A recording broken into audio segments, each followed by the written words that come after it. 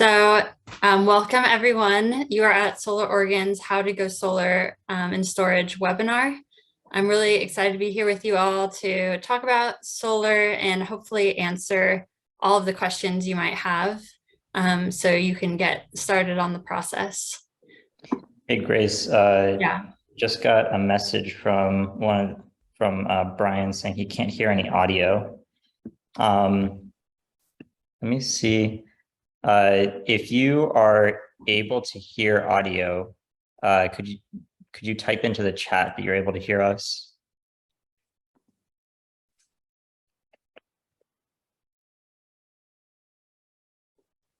Looks like Charlotte raised her hand. And others are raising their hand as well. I assume that means that I can be heard. Okay, yeah, let's keep going, and I'll just message with Brian. Sorry about that. Okay, no worries. So today we are going to be talking about how solar technology works, going over what makes your home right for solar, talking about energy storage as a possible addition you can make to your solar system, going over the incentives that exist in Oregon to help you finance a solar system, and then talking about what steps you can take to get started on this process. Give you a little intro about us. So I'm Grace, and I'm a program manager at Solar Oregon.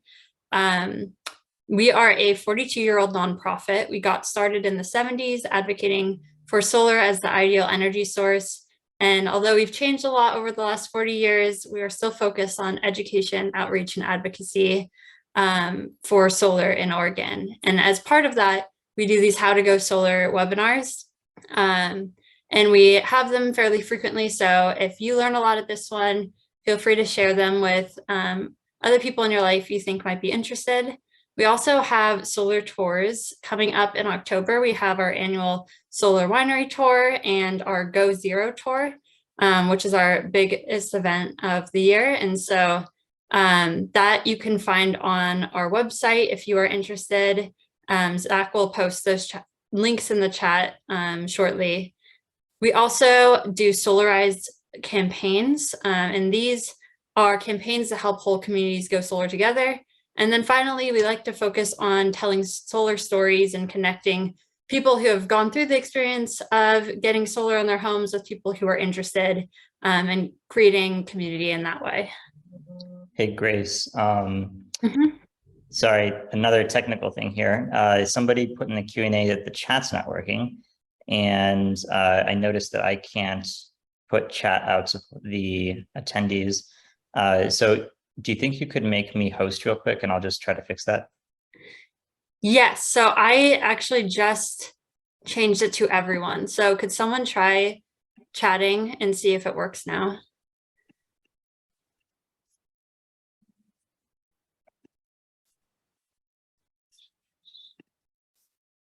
Okay. Yeah, keep going. I will make you host. Right. Cool. Okay, great.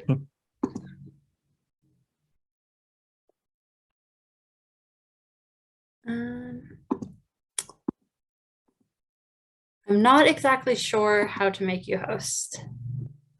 You should be able to go into participants, and then if you click my name on panelist, okay, that would be the way to do it. Got it.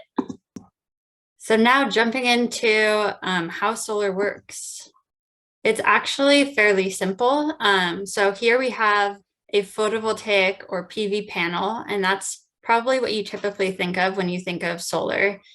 It's not floating in the air here. It's either roof mounted or mounted on the ground.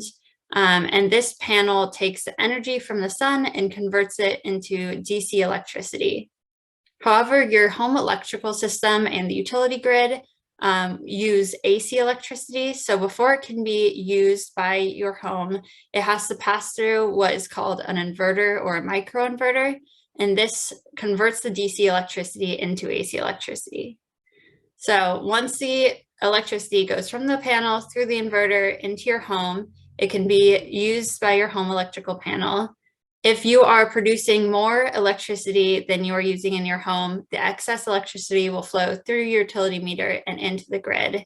And on the other hand, if you're producing less electricity than you're using in your home, you can draw electricity from the utility grid through your meter and into your home, like you typically do if you don't have solar panels. So one thing that you get when you get a solar system is you will also get this bidirectional utility meter that allows you to both import and export electricity to the grid. There are two types of inverters. The first is a more typical inverter here on the left. And this is usually installed next to the home's electrical panel, usually on the outside of the house. And then microinverters are installed underneath each solar panel and are shown as these little black boxes here on the right. Both of these types of inverters do essentially the same thing. They have minor pros and cons depending on the type of system you're installing. And so this is something to talk to your solar contractor about, and they'll help you pick the inverter that works best for you. There are also two different ways to mount your solar panels. The first is a roof mount, and this is more common, especially in dense urban environments.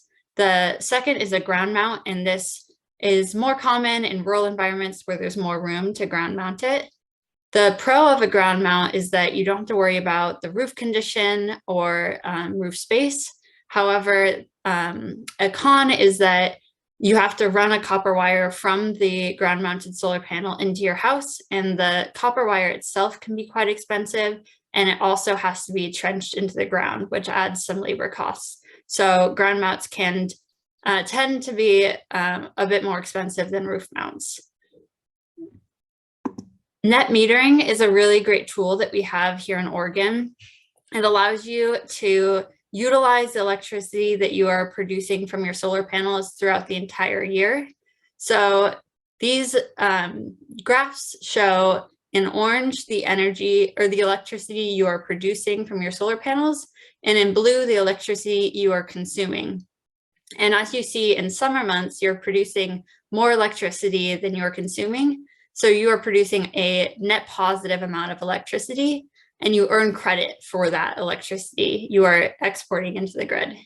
Then during winter months, you are producing less electricity than you are using. So you have to import electricity from the grid, but you can use the credits you earn during summer months to offset the costs of the electricity that you are buying during winter months. These credits don't carry over year to year, but the year starts in March, and that is done intentionally so that you have all the summer months up front and can gain those credits and then use those credits during the winter months and get the most savings possible from those credits. Solar overall helps you reduce your energy costs. If you have enough roof space, you can potentially cover 100% of your energy costs. You'll still have to pay, give or take, $11 or $12 a month for an interconnection fee, but the bulk of your energy bill will be covered by your solar panels. So now that you've learned about the technology, you might be wondering, can I get solar on my own home? And there are a few different considerations you need to take into account when thinking about if your home is right for solar. So first, you want to think about the system size that you want to aim for. This should be mostly based on how much electricity you consume. So as I mentioned, the net metering credits, they carry over from summer months to winter months, but they don't carry over from year to year.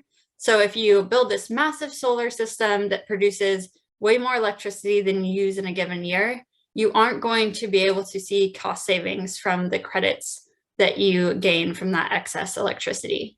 Because of that, you want to tailor your system to produce the average amount of electricity you predict you will use in a given year.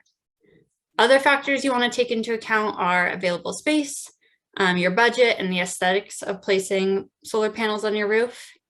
I also want to note that solar system sizes are measured in kilowatts, and an average size is about 6 kilowatts. and this is around 18 to 20 panels. However, system size can vary widely. Anywhere between about 6 and 35 panels is fairly common. So the first thing you want to look at is whether you receive enough sun resource. This diagram here shows the path the sun takes throughout the year from the summer solstice into the winter solstice. As you can see, the path is tilted towards the south. So a south-facing roof is going to see the most sunlight throughout the year. East and west-facing roofs also are viable options and can work quite well. North-facing roofs aren't recommended. Next, you want to look at the shade on your roof. This can be caused by trees or tall buildings nearby. We do warn, though, that this can be hard for a person to self-assess. So we recommend that you talk to a solar contractor and have them look at your property for you.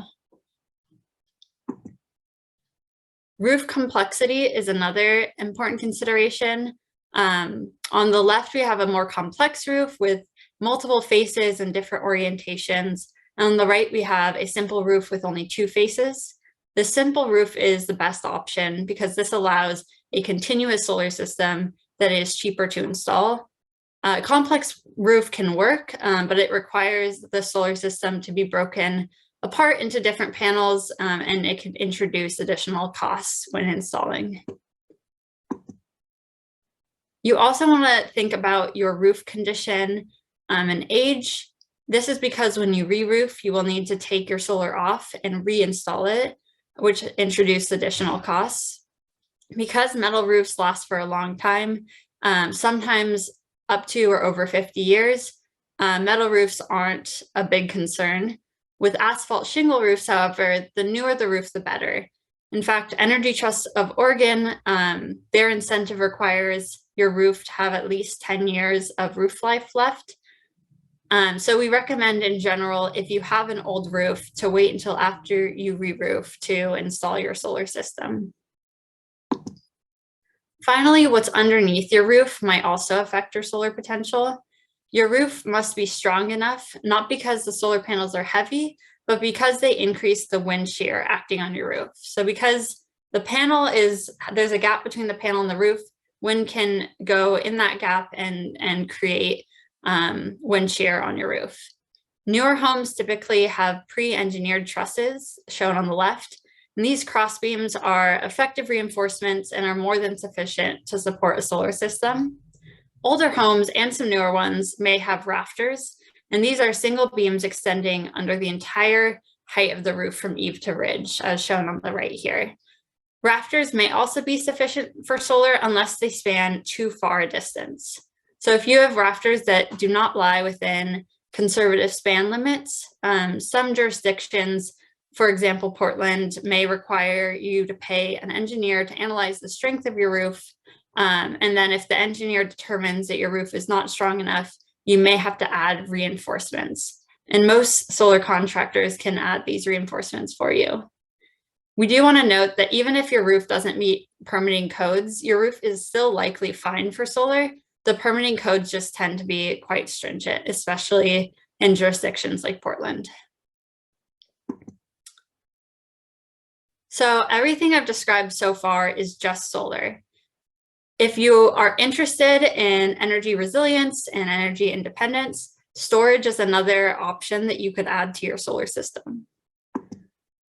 So as I mentioned, storage, which are batteries that go along with your solar system, can provide you greater energy resilience. So in this photo, there is a utility grid blackout, and all of the buildings that were connected to the grid lose power, except for the building that has a solar plus storage system is able to keep its lights on for a period of time. Grid shutoffs are becoming more and more common.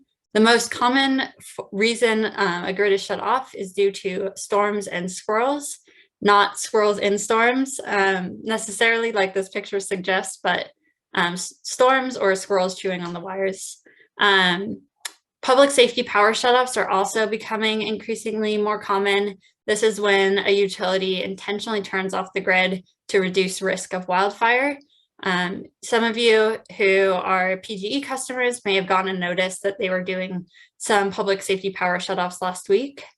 Cyber attacks have not yet happened, but they certainly are possible. And then the Cascadia seismic hazard, or the Cascadia zone earthquake, is predicted to shut down the grid in Portland for up to 6 weeks, and even longer outside of Portland. So when I'm talking about solar plus storage, I'm talking about solar on your roof or a ground mount, and batteries in your garage or shed or somewhere else in your home. There are many different types of batteries. There are different sizes, different brands. We are a brand agnostic nonprofit, so we can't recommend any one battery to you, but we recommend you talk to your solar contractor and they can help you pick a battery that fits your needs. If you're interested in solar plus storage, you can either go for a partial home backup or a whole home backup. And I will talk a bit more about sizing your system in a few slides.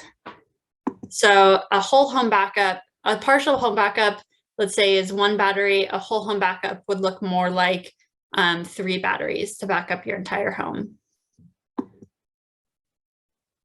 So sizing your storage depends on what you want to power and for how long. When given an amount of storage, you can either power more things for less time or fewer things for more time. So let's say you have 1 battery and you choose to power a refrigerator, several lights, and a laptop for a couple of days. And this is just an example. This isn't necessarily what 1 battery would power. With the same battery, you could get rid of the computer, and that would allow you to power your lights and refrigerator for longer. Alternatively, if you added a space heater, which has high energy use, your period of autonomy would reduce significantly, possibly just to a couple of hours. So adding additional batteries can increase the amount you can power or for how long you want to power it, but it also will increase the overall system price. I want to note that solar will allow you to recharge your batteries throughout the day. However, a typical residential solar system is not big enough to recharge your batteries faster than you are likely to deplete them. So don't expect an infinite period of autonomy. Once you understand your needs, your contractor can work with you to properly size your system.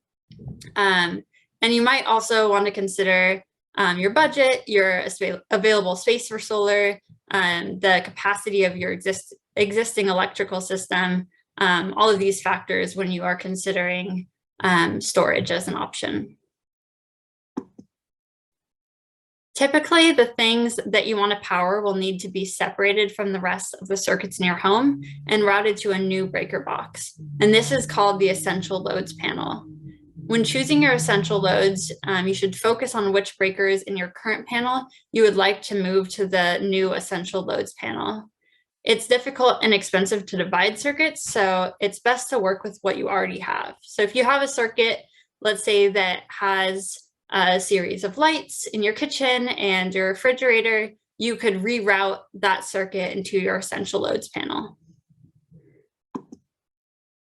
Now that we understand the technology and have learned how to assess our own solar potential, we can dive into looking at the money and how much it costs. So in general, in the last 10 years, costs have fallen significantly for solar panels, which is great news. There also are 3 main incentives that you can utilize when installing solar in your home. The first is a federal solar investment tax credit. Second is a statewide solar and storage rebate. And the third is the Energy Trust of Oregon incentive. So the federal investment tax credit, it just was expanded to be a 30% tax credit available for the next 10 years. And this is a dollar for dollar incentive. So 30% of the net cost of the system is returned to you as a tax credit. The state of Oregon also provides a solar plus storage rebate, which offers up to $5,000 for a solar system, depending on your system size and your income eligibility. And then finally, the Energy Trust of Oregon provides a cash incentive for solar that is available within Energy Trust territory. So Your utility must be either PGE or Pacific Power to get this incentive. Right now, they're offering a $500 incentive for PGE customers and a $600 incentive for Pacific Power customers. You also must install with an Energy Trust Trade Ally contractor, and we'll talk a bit more about that shortly. And then you also must have a roof life of at least 10 years, which I mentioned earlier. Energy Trust of Oregon also has their Solar Within Reach program, which Zach mentioned during the polls. It seems like, looks like none of you have heard about this before, so I'm excited to share it with you. This is an additional incentive that is for low to moderate income qualified households.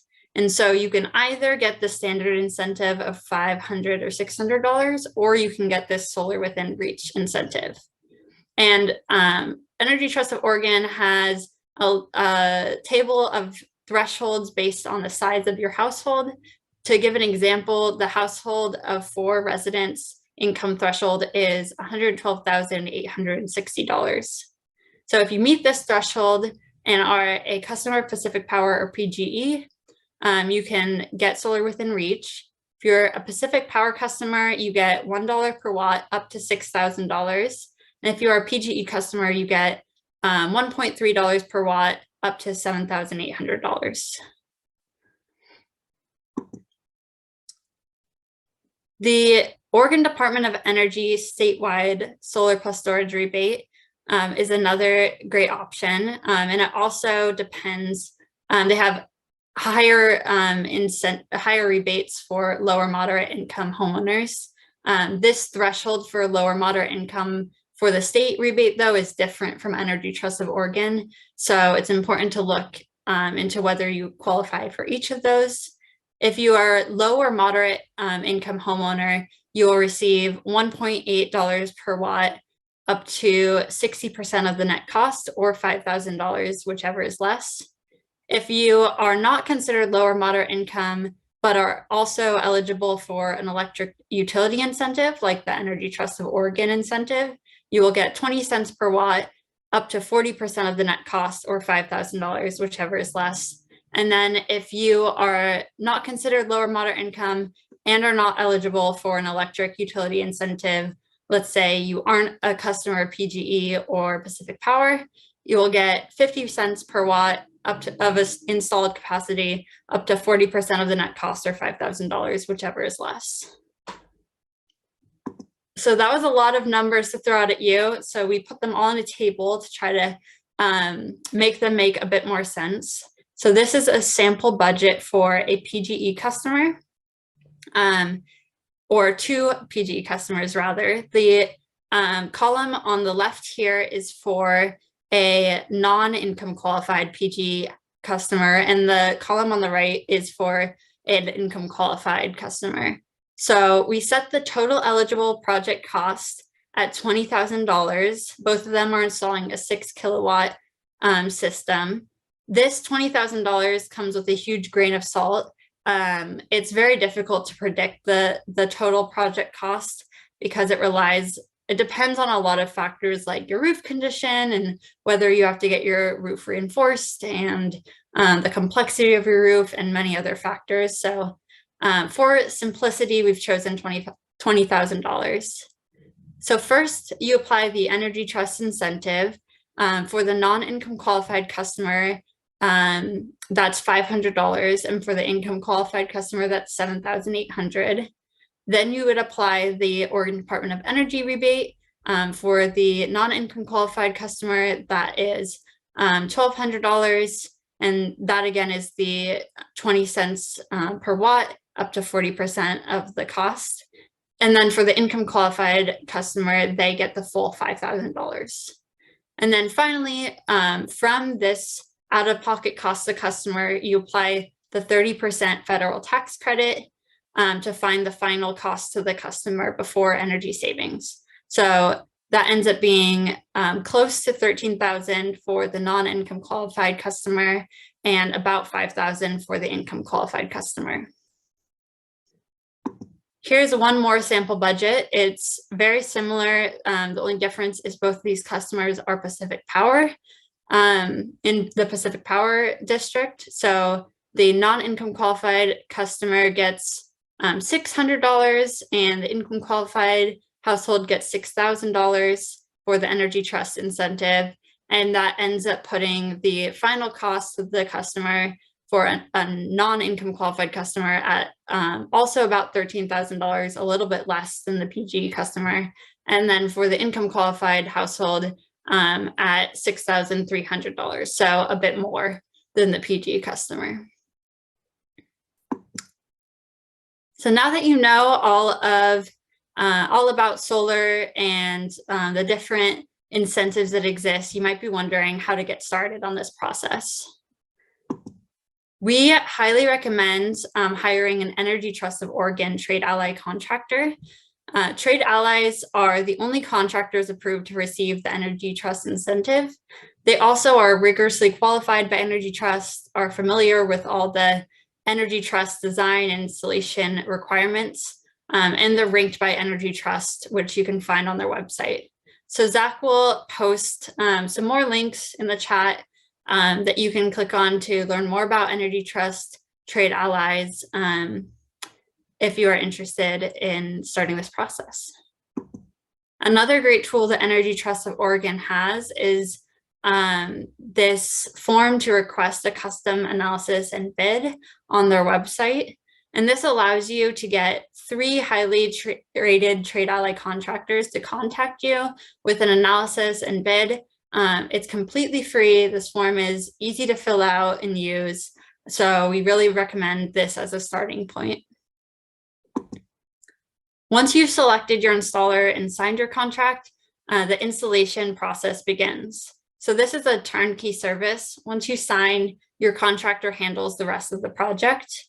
The installation itself typically takes just 1 or 2 days for a residential project.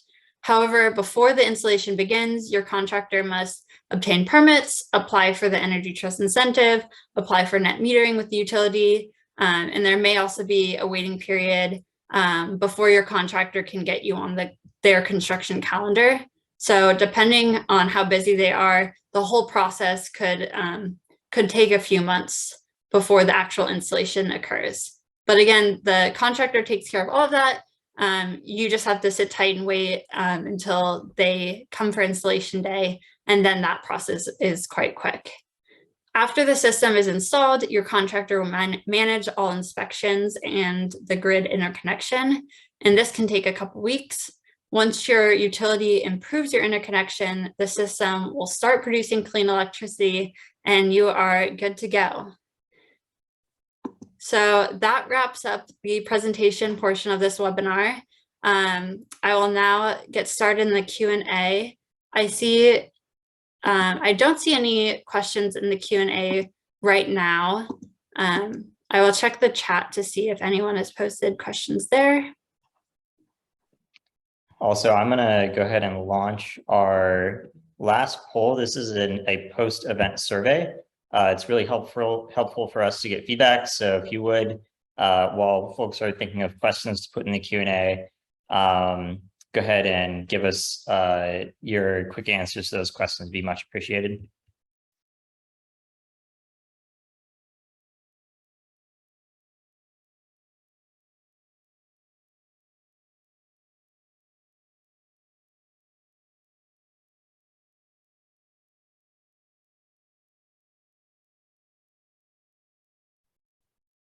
Also, I will just say that we love questions of all sorts. So if you have questions about solar or about energy storage or about your home, things you're wondering that we might be able to answer, these are all fair game. So don't be shy.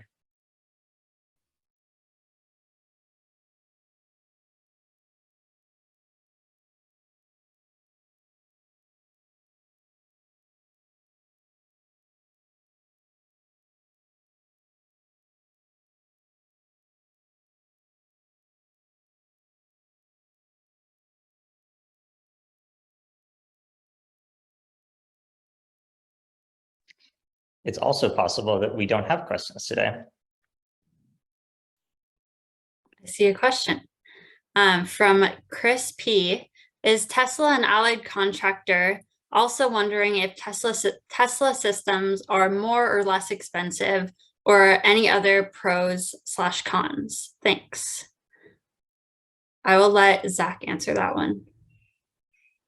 Sure, that's a great question.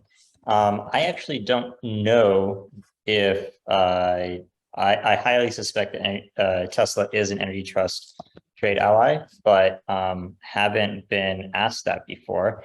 So I'm just going to go ahead and Google it. You should know that there are Energy Trust does provide a great trade ally lookup service. So I'm just going to post that link in the chat, which is where I'm Googling it right now. But you can easily find that information. In terms of the other question was whether Tesla is more or less expensive. Tesla, again, we can't recommend any contractor, and it's generally a good practice to get multiple quotes, and you'll be able to see then whether somebody is generally in the pack when it comes to prices, or is an outlier and is significantly more expensive or less expensive, and then you might ask the question why. But in general, Tesla, I know, does offer standard regular solar panels, but they also are known for their solar roofs, and that's where they have the roof that produces solar power. That's a whole separate topic.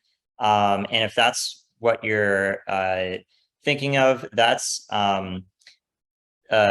not really where, that's not a very common product that is installed right now. And the vast majority of solar installations that are going in are classic solar panels that get installed on top of the roof. And that's probably where you'll see the market for a little bit.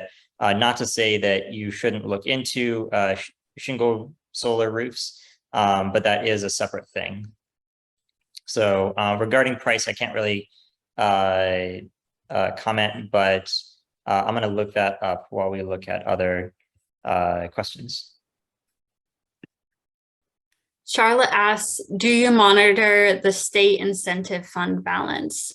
So before each of these How to Go Solar presentations, we check all of the incentives, the state incentive and the Energy Trust incentive, to make sure we have accurate information that's up to date. Chris says, thanks, no interest in the solar roof. Also, we have a tile roof that has long life expectancy. Any concern with tile roofs? I assume this is talking about like the California style tiles. And if so, I think, correct me if I'm wrong, Zach, but I think that solar can be installed on them, but it might be a bit more difficult and introduce some more costs. Yeah, that's generally true. It is very common that tile roof style, if that's what you're talking about, is the clay tiles. That's really common in California, and solar is very popular in California. So there are some great products. And I think it might be just a tiny bit and more depending on the contractor in terms of labor cost, but it's certainly not the most difficult roof type to install on. If you're talking about metal tiles may be the most difficult roof to install on. And so that can increase the price of installation, just because sometimes contractors have to remove a whole section of the roof, install the solar, and then put on back part of the metal roof. That's not, and just to clarify, that's not true of other types of metal roofs, just metal tile. Chris says that they are gray, maybe asphalt. I've heard of leaks, etc. Fortunately, it isn't metal tiles, at least from what it sounds. So with asphalt shingles, which if it's gray and kind of looks like asphalt, it sounds like that's what it might be. If the roof has a long roof life, this shouldn't be a concern. And As far as leaks, Zach, do you want to comment on that? Yeah, so the solar industry, a lot of the stories of leaks are, from the early days of the solar industry. The technology of how this solar system fastens onto the roof has gotten better over time and is really good now. There's a flashing, which is a large flat metal piece that goes and slips underneath the shingle right above it. That's for shingle roofs where there is a roof penetration still, but it's just well covered and well sealed. For a standing seam metal roof, there's actually no penetration at all, and it's the standing metal seam. There's a little clip that just clips on and clamps to that seam, and so there's no potential for a leak at all for a standing seam metal roof. Charlotte asks, can you email the links to attendees? So yeah, we will email the links to you all through Eventbrite, and also email the recording. We are posting the recording to YouTube. So we'll email the recording, the slides, and the links to you all after this.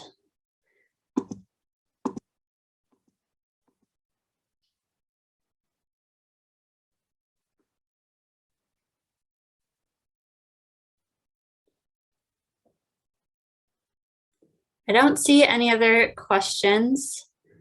I'll wait maybe one more minute in case anyone has a question pop into their mind.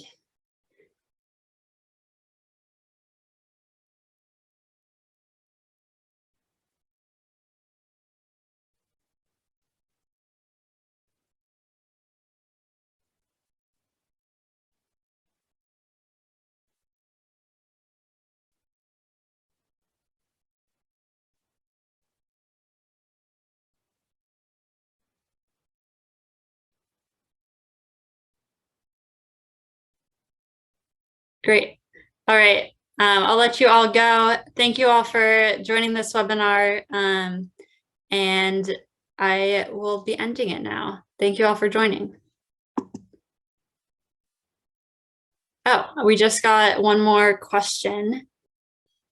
I've had a 9.9 kilowatt ground mount array for 10 years and 2 Tesla Powerwall 2 batteries for the last 3 years. We went through the February ice storm 2 years ago off grid, no power from the grid for 8 days, fairly well by using power judiciously. Our house is 100% electric. We used our wood stove for heat, turned off the big water heater, but have 4-gallon size electric water heaters plumbed in under the master bedroom sink and kitchen sink that the battery powered fine. We also keep 2 refrigerators and 1 freezer going all the while, used lights very little, watched 2 hours of TV each night, highly recommend batteries. Tesla now requires battery installs with any PV panel installation. Cool. Thanks for sharing. Yeah, that's a great story.